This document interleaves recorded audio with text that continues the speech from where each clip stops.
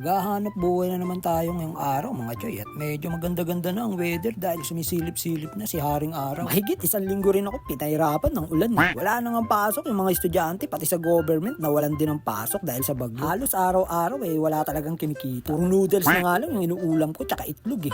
Muntik pa nga akong tumilao katubuan ng buntot kakain ng Lucky Me beef chicken. Beef chicken araw-araw nakakasawa Kaya ngayong may pasok na mga choy, panigurado makakabawi-bawi na tayo. Makakapag-ulam na rin ng masarap. Uy, sana all! Para swertein tayo lalo sa biyahe, huhugasan muna natin yung jeep. Puro putik na yung ilalim Hilumot kakasisid sa baha. Naging bangka Ito yung medyo nakakapagod sa pagiging driver. Ikaw ang maglilinis at mag-aayos pag may sira.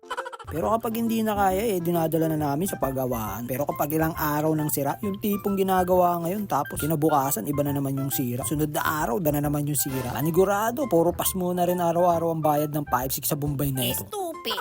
May konduktor nga pala ako ngayon, mga choy. Kasama ko si Mrs. Naboboard daw siya sa bahay. Gusto niya magaliwaliw. Kunyari pa no? Namimiss lang ako niyan pag hindi ako nakikita. Oh, sweet. Pero pag wala naman akong biyayat, nasa bahay lang ako maghapong nakailata, naiirita naman siya sa pagmumukha ko. Medyo kinakabahan ako kapag sumasama si Mrs. Sa mga koleksyon kasi siya ang nagmamani. Siya raw muna magtatabi para hindi raw ako malito. Bigla akong nalilito sa mga nangyayari, kaya nagbawas muna ako ng sama ng loob. At pagbalik ko nga, ayun, biglang naglaho na parang bula yung mga koleksyon. Wala na.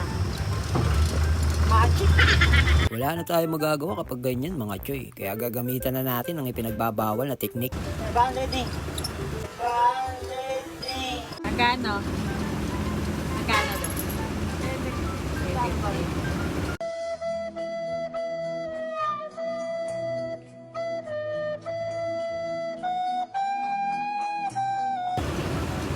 Papa, 500 ka pa.